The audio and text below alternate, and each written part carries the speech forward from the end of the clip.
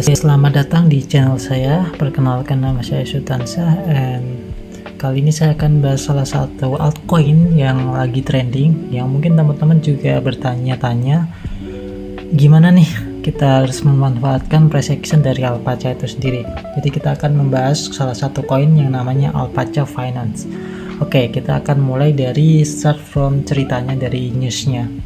Oke, jadi kenapa sih sentimen apa atau news apa yang ngebikin Alpaca ini bisa ngepump. Jadi kita start from tanggal 25 dulu, 25 April. Start dari 24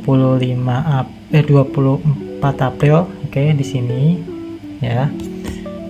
24 April jam 11 itu Binance mengumumkan delisting Alpaca, PDF, VIP, dan Wing yang akan di delisting pada tanggal 2 Mei 2025. Oke. Nah, biasanya kalau koin di delisting di sebuah exchange di Binance itu biasanya dia ngedump. Oke. Dan kalau kita lihat dari time frame lebih kecilnya, sebenarnya ada dump juga sih. Bentar. Ya, di sini ya, dia ngepump dump kecil, tapi dia bagusnya adalah dia recovery.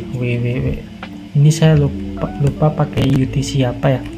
Kalau dia UTC 11 plus 7 harusnya 15 sih.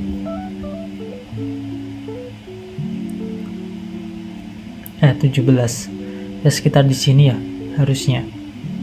And dia pump and turun lagi, and ternyata dia recovery.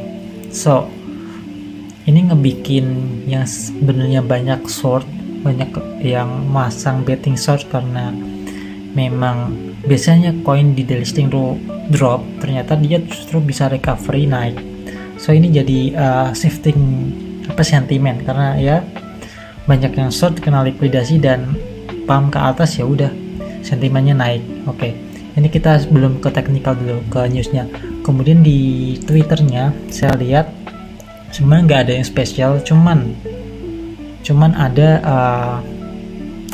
event buyback and burn. So ini mungkin yang jadi salah satu triggernya juga. Meskipun di hari-hari sebelumnya ini juga ada buyback and burn. Jadi ini sebenarnya burn yang di schedule, tapi mungkin karena sentimennya lagi positif ya, kayak gini bakal jadi salah satu yang momentum juga sih gitu. And ya mungkin itu ceritanya. Kalau news yang lain saya belum ada, mungkin itu yang nge-trigger kenapa itu bisa ngepump. And then kita mulai dari, sebelum ke teknikalnya, saya akan bahas mengenai market cap-nya di 40 juta. Jadi di ranking 733, perlu diingat bahwa koin ini ada kemungkinan untuk masih bisa naik dengan max supply-nya, sehingga 43 juta itu koin market cap yang belum terlalu besar menurut saya untuk sebuah koin. Jadi masih ada kemungkinan untuk naik, tapi kita akan move ke teknikalnya untuk melihat apakah ini masih possible untuk naik, ataukah harus ada koreksi dulu. Oke. Kita start from time frame weekly. Oke. Di start from weekly ini kita bisa lihat bahwa ini saya mapping tadi adalah satu support sebelumnya, kemudian dia break and kena resistance 1, 2 kali di tes, 3 kali di tes, 4 kali di tes, and 5 kali di tes. Oke. And kemudian jadi karena ini saya bisa bilang resisten yang major, jadi sangat mungkin untuk dia adanya rejection mungkin di minggu setelah ini, tapi bukan berarti besok langsung dump ya, tapi minggu depan ada kemungkinan untuk mengalami rejection. Oke, mungkin saya akan nunjukin teman-teman pola ini. Oke. Wait.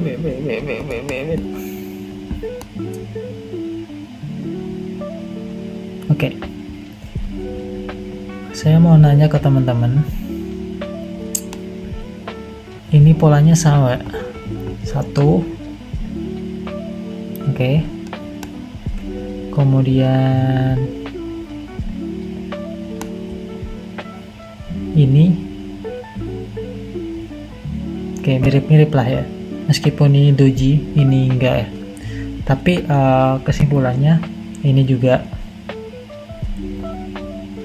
kesimpulannya adalah biasanya ada satu koin yang cukup strong itu disambut dengan rejection.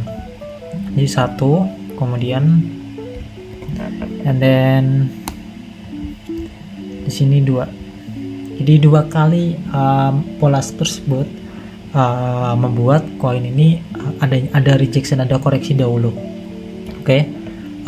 Dan reason yang kedua kenapa minggu depan ada kemungkinan rejection, ya ini cukup kuat dan sangat probabilitas sangat besar untuk mengalami rejection dulu, cukup wajar untuk mengalami rejection.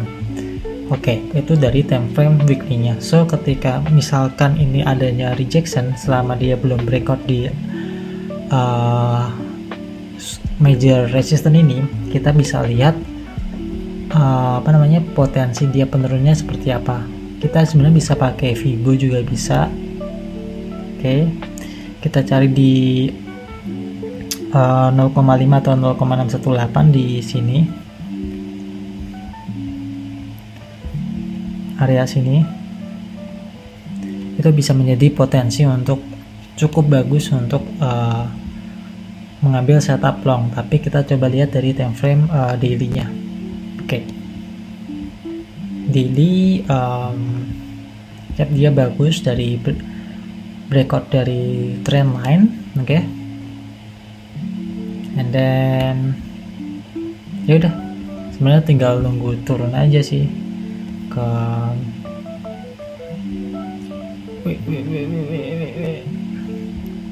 saya perlu panah, mana sih ya, saya lupa.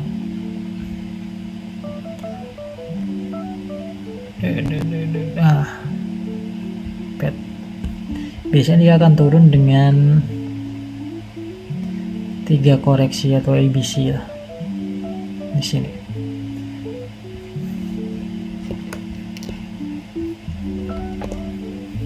Ya.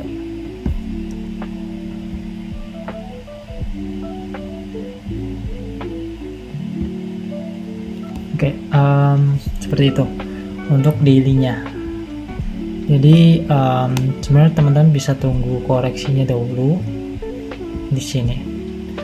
Nah, tapi apakah teman-teman harus setup limit di situ?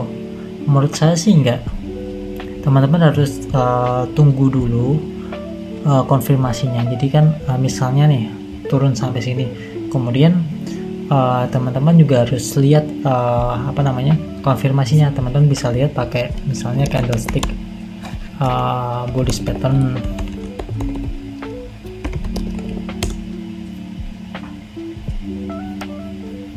Nah, seperti ini. Kalau misalnya teman-teman lebih suka pakai chart pattern pun juga bisa. Biasanya kalau nunggu konsolidasi dulu. Jadi ketika sampai sini, teman-teman harus melihat juga apakah ada konfirmasi yang membuat dia ada kemungkinan terus kayak tadi yang di weekly-nya.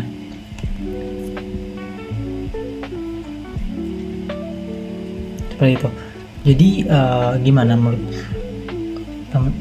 saya? Jadi menurut saya sih kalau saya malah justru mau coba counter trend ya, dengan risiko yang kecil banget karena ini counter trend. Jadi probabilitas untuk gagalnya sih harusnya besar ya. Tapi karena memang lihat ini ada major time frame, kemudian dari dua pola sebelumnya kan kita lihat kalau ada kemungkinan untuk turun dulu ya, terjadi koreksi dulu.